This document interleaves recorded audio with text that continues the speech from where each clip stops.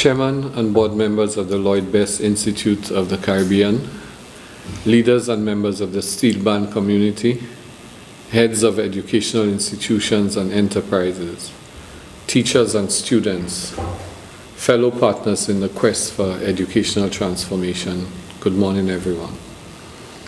I would like to begin by inviting you into a simple yet powerful image, the lively energy of a panyard on any given evening.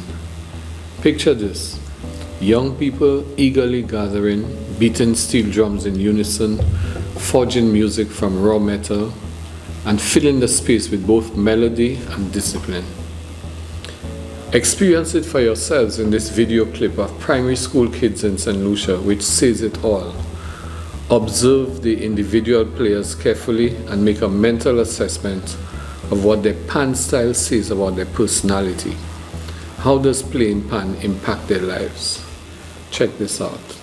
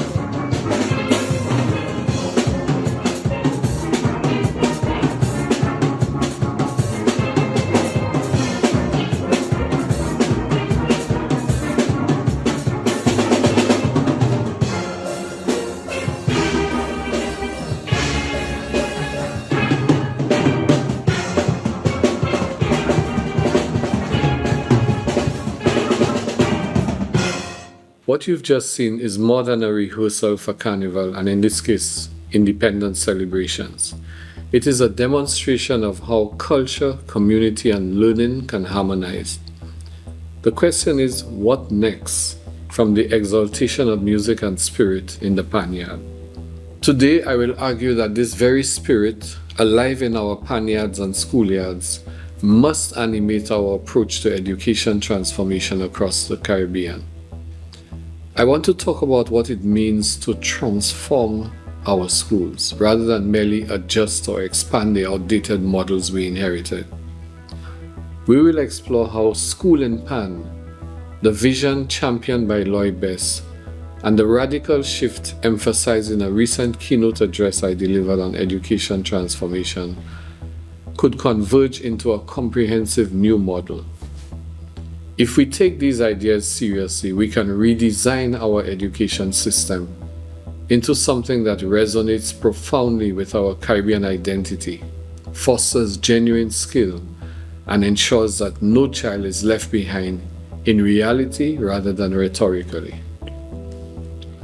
Before we can leap into new solutions, we must honestly face the historical baggage and the persistent flaws that have held us back.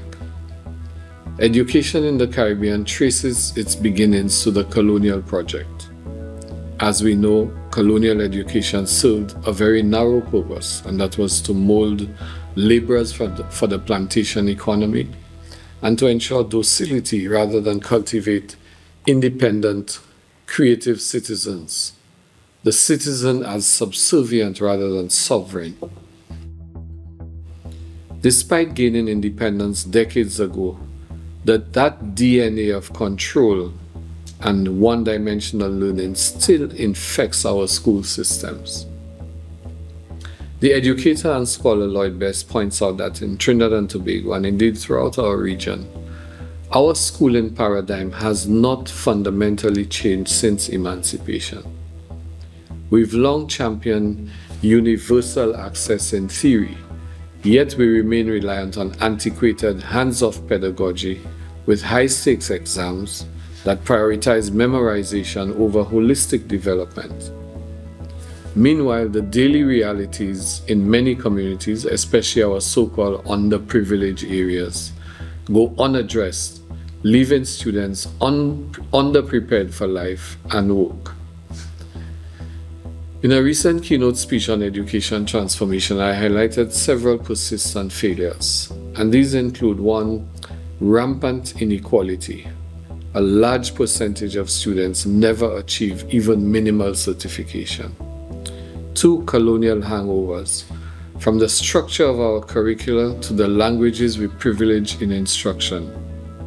3, mismatched outcomes, where half or more of our Form 5 students complete secondary school without acquiring the skills to succeed economically. 4thly, teacher shortages and weak training, alongside high rates of turnover and migration of our best teachers.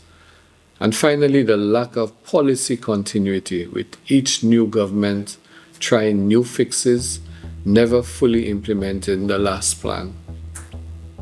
Ultimately, I have argued that although we've been debating transformation for decades, our approach has often been too incremental.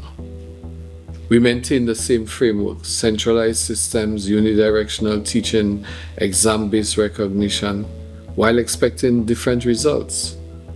This invisible wastage, as some have called it, is not just a financial travesty, but a tragic loss of human potential. Taken together, these critiques point to a glaring conclusion that the status quo in Caribbean education is unsustainable. We need a radical reinvention that is culturally anchored, locally driven, and relevant to everyday life. And that is precisely where Lloyd's Best concept of schools in Pan is so compelling. He challenged the notion that we must squeeze local culture like steel pan music into formal classrooms. Instead, he proposed that education itself be set free to flourish in those creative community spaces. Schools in Pan, as he puts it, means relocating substantial aspects of teaching and learning into the spaces where the youth naturally gather, willingly submit to discipline, and find authentic excitement in its mastery. Recall the video that you saw earlier. As we unpack this idea, let us make it more flexible. It can be the panyard, or it can be the cricket pitch, it can be the football field, it can be the boxing ring, it can be any location in which our youth and people find fun and excitement, where they find social cohesion, and where the mastery of the activity is a doorway for becoming the best they can be, or a place where Ubuntu is actualized. And Ubuntu, as you well know, is a traditional African concept that emphasizes the interconnectedness of individuals within a community and the importance of compassion, sharing, and responsibility towards each other. So I see 4 elements to unpacking Best's concepts. 1 is reversing the usual approach.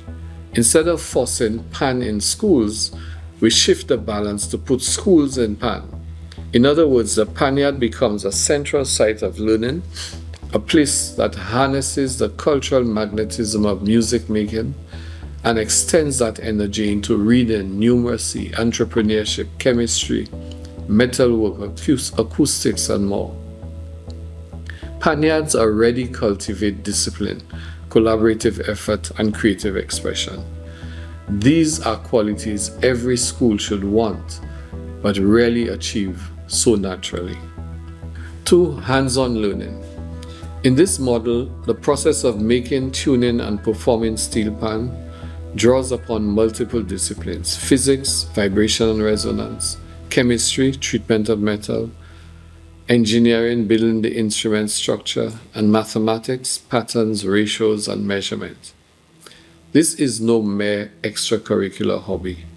It is an integrated approach where theory flows directly into practice. 3rd is community ownership. Here is what makes schools in PAN a game changer. It is locally anchored. Parents, band leaders, seasoned PAN tuners, and other community experts collaborate as mentors and workshop facilitators. Youth become apprentices to real artistry, real trade, and real entrepreneurial ventures, thus bridging the gap, that gaping chasm between school knowledge and the skills demanded by a changing economy. 4thly, economic and cultural opportunity. The steel band movement is not just a cultural statement. PAN is an exportable product: hardware and software, performance and recordings, intangible culture and tangible goods. Bands can sell instruments abroad or travel internationally. Students in such a context naturally encounter lessons in business, marketing, and logistics. They learn to value their own cultural capital. Indeed, Best believed that integrating schooling with these everyday creative activities would revitalize local industries and preserve intangible heritage, all while educating the next generation. By immersing young people in an environment that truly honors their talents and invests their energies, we reverse the sense of alienation so many now feel in formal classrooms.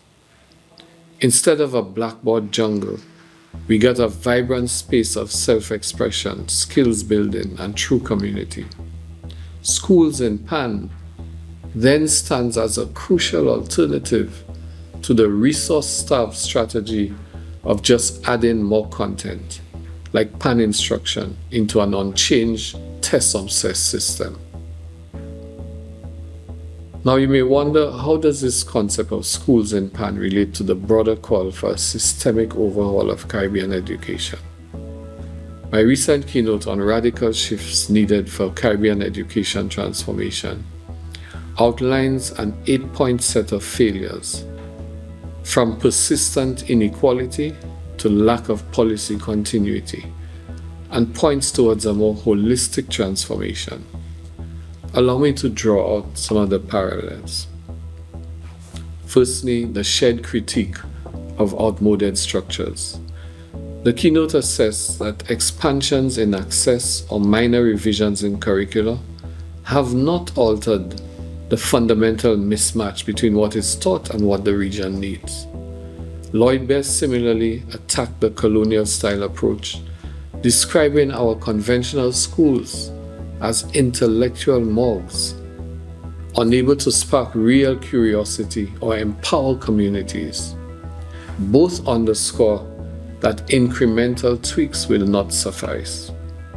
Secondly, purposeful, visionary approaches. We need to highlight the importance of defining the purpose of education, which includes building a regenerative society, a sustainable economy, and a participatory democracy. Schools in PAN is precisely that kind of purpose-driven model. It breathes life into local traditions while equipping students to become capable, creative citizens. Thirdly, systemic versus tokenistic solutions. A key requirement is to take a whole of society commitment, new governance structures, revised pedagogy, advanced teacher training, and continuous engagement of all stakeholders. Schools in PAN is one powerful manifestation of how that looks in practice. It acknowledges that the local community must be an active participant in education and not just a passive recipient of top-down decisions. Fourthly, self-determination and creative confidence. We need to recover the confidence in our local capacity to shape solutions rather than simply adopting outside prescriptions. In line with that, Bess's vision embraces the idea that our own cultural resources, like the steel band, are a wellspring of knowledge and entrepreneurial opportunity. This fosters pride, empowerment, and a sense that the Caribbean can be a protagonist in forging its future.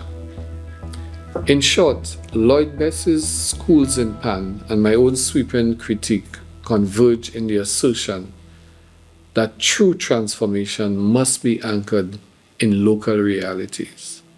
It must move beyond mere test preparation and must empower the entire community to share responsibility for education. This synergy of critique and solution is precisely what we must now translate into action.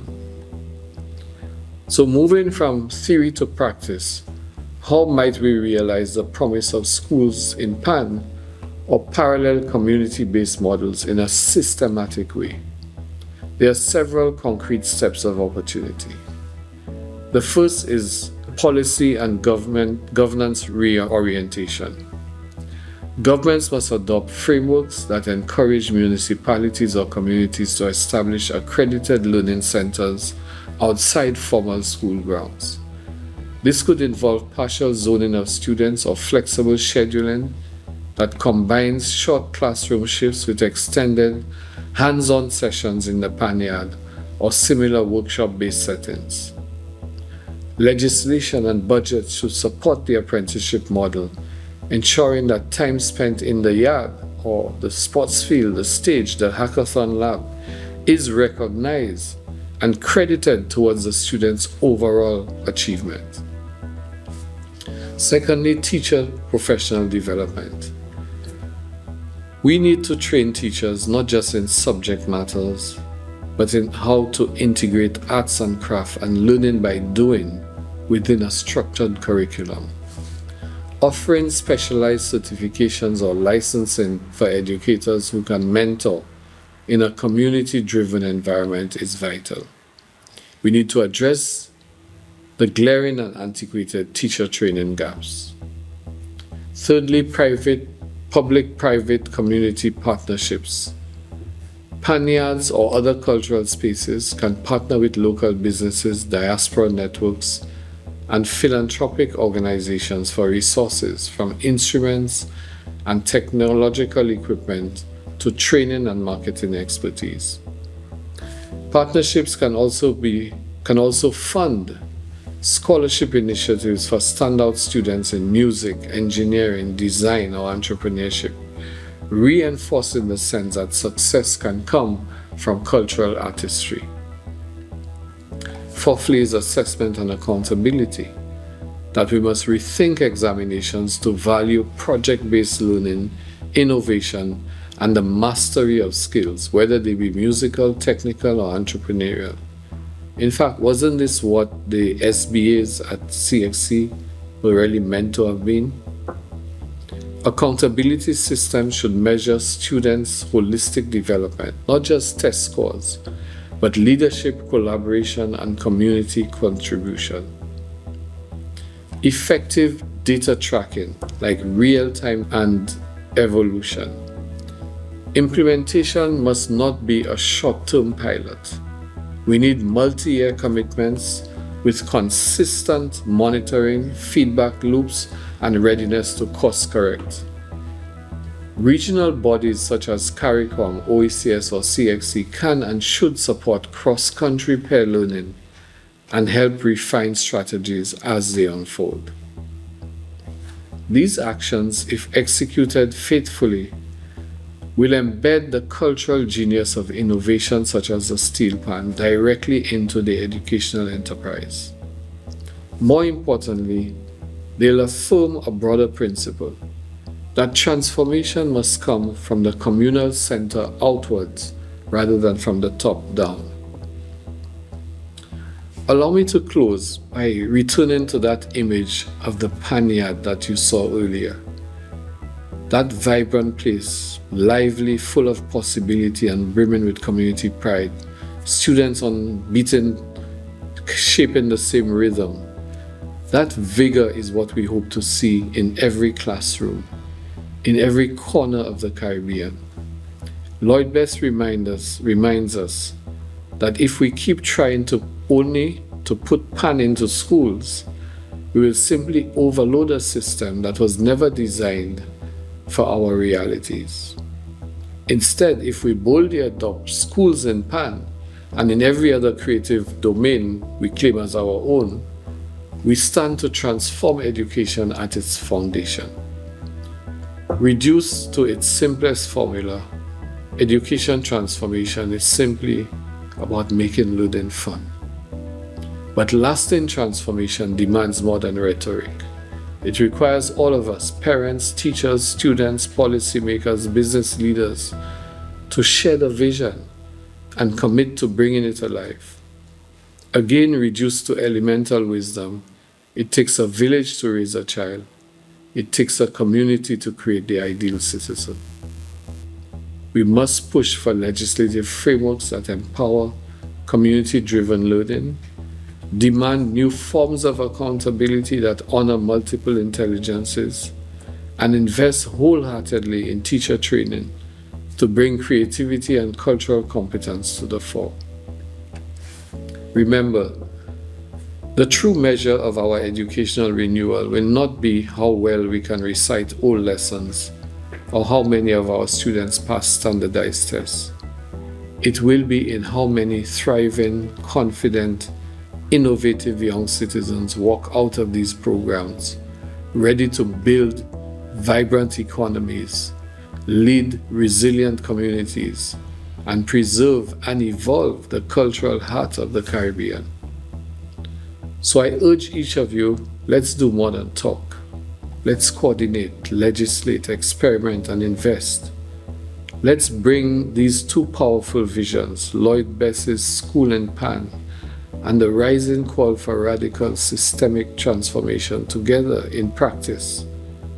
And let's make the next generation proud to say that in the Caribbean, we dared to define our own path and build an education system worthy of our cultural richness and our global ambitions. Thank you, and let's get to work.